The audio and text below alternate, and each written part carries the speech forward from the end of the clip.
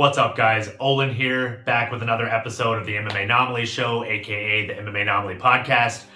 First things first, just want to say thank you guys for all the support. As some of you may know, I did start putting all of the podcasts and episodes up on Apple Podcasts, Spotify, Audible, etc. Basically anywhere you can absorb podcasts or listen to them, you should be able to find the MMAnomaly show there now. So definitely make sure that you check those out on the platforms that you prefer. And jumping right into the episode, we have basically just going to run through some of the more enjoyable fights, in my opinion, from the UFC 273 card, which honestly, top to bottom, what a card. It was one hell of a night.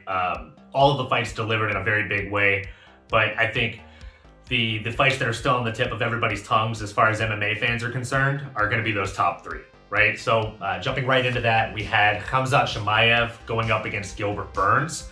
And again, what a fight that was. I think I speak for everybody that tuned in when I say I wish that was a 25-minute fight just to see what would have happened, right? We finally saw Khamzat absorb more than one strike in a fight, and he absorbed over 100 from Gilbert Burns. Burns definitely brought the fight to him. He actually dropped Khamzat early on, and I thought it spelled disaster for Khamzat. I thought maybe that would be the end of the fight, but to my shock, Khamzat Chimaev proved that he's not a one-trick pony. He's not just somebody that if he's in control of the fight. He proved that when he gets hurt, when he gets rocked, he keeps his marbles about him, right? He keeps his wits up there, and he was able to really fight out of a bad situation, out of being dropped, and into being right back in a dominant position. He marched forward throughout the entire fight. He dealt damage throughout the entire fight. I would say it was a back and forth fight. You could have argued that either man won the fight, and I think even though Gilbert Burns lost that fight, I think his stock only rose, right? Because when you fight somebody that's as incredible and incredibly popular as far as up-and-comers go, as a Khamzat Chimaev, win, lose, or draw, your stock goes up as long as you don't go out there and get starched or one-shotted. And he went out there and did better than anybody else that has fought Khamzat in the UFC, and I look forward to seeing both men in their next battles. And I'll jump into what I think should be next for both men respectively later on in the video. Moving into the next fight, we had Aljamain Sterling in a rematch against Petr Yan. Now, if you watch the previous episodes or listen to the previous episodes, you know that I actually was one of the few people in the world that was rolling with Aljamain Sterling in this rematch. And there are a number of reasons that I felt that way, right? I feel Aljamain Sterling definitely went out there and lost the first fight. Everybody who watched that fight knows that, but he won it on a technicality. He ate the illegal knee to a grounded opponent's head, his head being the head that got kneed, and he won the belt as a result. So he wasn't winning that fight by any means before the illegal strike happened, though, and that's why a lot of people going into this fight went with Petr Yan. Now, I myself thought, looking at what each fighter brings to the table, I think Petr Yan had a really, really great night the first night they fought, and Aljamain Sterling, just looking at it and looking at his fights historically, he was obviously off that night. He came in very flat. He wasn't throwing the way that he usually does. He was throwing a ton of volume in that first fight, but not the way that we usually see him throwing. He almost seemed nervous and haphazard. So the second fight, the one that we saw here 2 Saturdays ago now, he came out very calculated, very precise, and he had a game plan. He went out there and he wrestled him, and he knew that was the path to victory. But the fact of the matter is, even on the feet, Petr Yan wasn't doing anything extremely impressive, in my opinion. He wasn't out there negating the stand-up of Aljamain Sterling.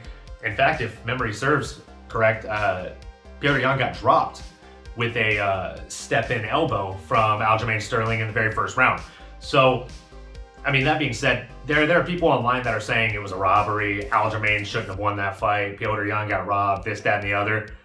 I think those people should go back and rewatch that fight, maybe mute the commentary, and just actually focus and hone in on the fight, because with all due respect, it was a close fight to an extent, but Aljamain Sterling 100% won that fight. So kudos to Aljamain Sterling. If you took me up on my advice and you bet on him, you're welcome. Feel free to send your boy a piece of the cut. And yeah, moving into the main event, we had another banger in Alexander the Great Volkanovski going up against the Korean Zombie. Again, if you listen to my previous videos, I really thought Korean Zombie does have one-shot knockout power. He has the opportunity and the ability to finish any fight. But going into this fight, there were simply a lot more things stacked up against them than there were stacked in his favor. And we saw that with Alexander Volkanovski going out there and just beating the brakes off of him, right? He put it on him early, he put it on him throughout the middle of the fight, he put it on him late in the fight. And there was even a point in, I believe, the starting of the third or fourth round where Volkanovski actually came out and he looked at Korean Zombie, his opponent. He's like, "You good? You sure? You're okay?" And then he, continued just wailing on him. And that's part of the business, right? That's why they call it the hurt business. But I thought, again, somebody that loses zero stock is obviously the Korean Zombie. He went out there, he fought his heart out, and I mean, I think he beats most people not named Volkanovski. Like a lot of people in the featherweight division, they're just levels behind Volkanovski when it comes to talent and just overall skill and power. The guy used to play, I believe, rugby, and he was like 210, 230 pounds. Now he's fighting 145-pound men. There's no way those guys are going to crack him as hard as he was getting cracked on that field. It's just, that's the way the cookie crumbles in this situation. Jumping into the fights that we had this last Saturday, we had quite an active Saturday, right? So there was a Risen card, there was a UFC card. On Friday, there was a big Bellator card. I think one word that could be used to describe all events that happened this weekend, or this week rather, would probably be crazy or ridiculous. So we had a Bellator card in which the co-main event, everybody thought, it's a rematch, kind of like Aljamain Sterling versus Petr Yan. Everybody and their uncle thought that McKee was going to go out there and just beat the brakes off of the Pitbull brother, right? The better Pitbull brother at that. And it just didn't happen. We saw McKee come out there. He looked very flat. He probably fought one of the worst fights I've seen him fight in Bellator. And he appeared to me as somebody who already felt like he had that fight in the bag and felt like he didn't really need to put forth the best training efforts in order to secure the bag again. He even fumbled the bag even bigger, considering he was on the Helwani show the same week prior to his fight, saying that, he's basically thinking about going to the UFC and he wants to be better promoted and this, that, and the other. Well, it's going to be really hard to leverage getting a contract from a new company when you just, on live television, kind of crap the bed, right? Like you didn't beat the guy you already beat, and then after losing to him, you already shut down any talks of a rematch of a trilogy fight by saying that you're pretty much done with featherweight. You want to go to lightweight with the Justin Gaethjes, the Dustin Poiriers, the Charles Oliveira's of the world? I don't think that's a great move for you in the UFC. And I mean, no matter what, you're going to have to do a lot of negotiating because you're going to get a much lower payday than $1 million a fight like you got fight before last at Bellator. So again, big fumbling of the bag there. And then in the main event, we had, up-and-comer Nemkov going up against Corey Overtime Anderson. And Anderson was a good Samaritan. He accidentally headbutted him. He called himself out on the headbutt. And it was the end of the fight. Nobody won the Grand Prix. Nobody won the $1 million. Again, Bellator fumbled the bag. At this point in time, it almost feels like Bellator doesn't care about the product themselves. And if the company themselves doesn't care about the product, how are we as fans supposed to really absorb and love the product, right? So would love to see some better promoting from Bellator because they have great fights on the cards. It's just a matter of stacking them up and, making sure that the pacing of the events is easy to watch, easy to digest, so to speak, and making sure that not only that, but we get to know these fighters and we have some stake. We kind of feel like we have a horse in the race. That way we're not just watching a bunch of horses race, right? That's the beauty of fighting, is getting into the story behind these people, getting to know and love these individuals, and then watching them put blood, guts, and glory on the line for our entertainment and for their rise. So I would love to see Bellator do a little bit more promotion and just really see them do more with their fighters. This weekend's UFC card was not a super stacked card. Not a ton of names to talk about on there. Chris Beast Boy Barnett suffered a loss. Again, he ate an illegal strike. I believe it was like a 12-6 elbow to the back of the head, and then they gifted his opponent the win. Something really needs to be done about the rule set. We need to really get a fix on illegal moves and what needs to happen when those moves take place in a fight in the octagon or in the ring, wherever the fight is taking place. And we also need to really, really get open scoring to be a thing, because I think open scoring has zero issues with coming into the sport. And I mean, the biggest thing that people try and say about it negatively is, oh, well, if fighter A knows that he's 2 rounds up over fighter B, he's going to take the 3rd round off. Okay, cool. Fighter B's probably going to crack him a couple times, then fighter A is going to realize, well, I'm still in a fight. I can't take this round off. I should probably just win dominantly and get 3 rounds in the bag or get a finish. So open scoring, 100% all in favor of open scoring. And then jumping right into the main event, which was the most notable fight on the UFC card this weekend, we had Belal, remember the name, Muhammad, going up against Vicente Luque, who is an obvious fan favorite. This was actually another rematch. This one, I believe, was a rematch from 2016 in which Vicente Luque knocked out Belal Muhammad. Again, I myself was going with Belal Muhammad. If you follow me on Twitter, you probably knew that. Definitely a big Belal fan. I don't understand why he gets so much hate.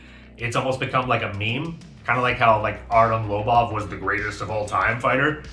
He's becoming like the most boring fighter of all time, and I disagree. He goes out there, he out wrestles and outworks every opponent he fights, and so what? He doesn't get finishes. Who cares? I think he has 16 decisions. I've probably watched every one of them, and I'll continue watching them, because at the end of the day, this isn't boxing. This isn't Muay Thai. I love boxing. I love Muay Thai, but this ain't that. This is mixed martial arts. Here we mix it up. That involves wrestling. That involves ground and pound. That means that if my guy gets a double leg on your guy and your guy can't get back to his feet to show how great his striking is, your guy's got work to do. That's not a knock on my guy. That's another feather in my guy's cap, because my guy dominated your guy. Okay, so I tip my hat to Belal Muhammad. I look forward to seeing what's next for him. And it was just a dominant performance all around. He went 50-50 on his takedowns, right? So 50% of the takedowns he shot, he landed. And I believe he got over 6 minutes of control time. So against somebody like Vicente Luque, not easily done. Great job, Belal. Looking forward to your next battle. And I really think this division is just exciting, right? We have Gilbert Burns. We have Khamzat Chimaev, we have Vicente Luque, we have just so many options and moving people here, right? So what's next for these guys? Okay, I think Khamzat Chimaev should probably fight Colby Covington, and if Colby Covington refuses to fight him, you give Colby Covington Belal Muhammad. I think that either one of those are great fights. Okay, I think Gilbert Burns versus a Vicente Luque would be a really, really great fight to see in that division. And then I think, they're both great fighters, both coming off of close fights. A little bit less close in the Vicente Luque versus Belal Muhammad fight, but still very hard fought fights. And I think realistically, there's only 4 people now ahead of Belal Muhammad. You give him any of those guys and it's a great fight. Anybody other than Kamaru Usman, just because I feel like Belal needs one more fight before he should be given that title shot against Kamaru Usman. Let me know what you guys think in the comment section below. If you're checking this out on YouTube, please do the YouTube stuff. Make sure you like, comment, subscribe, hit the bell for notifications. And if you're checking it out for the first time on any other services, Apple, Spotify, Samsung Podcasts, Audible, etc., make sure that you subscribe, like, review, all the internet stuff. That helps with all the different algorithms on each site and platform. And as always, thank you guys for the support. It means the world to me. Love you all very much. And looking forward to the fights this weekend. We do have kind of a watered down card coming up this weekend, but all the same, you know me, I love the fight game, and I'll probably be tuning into all of those too. Later, guys.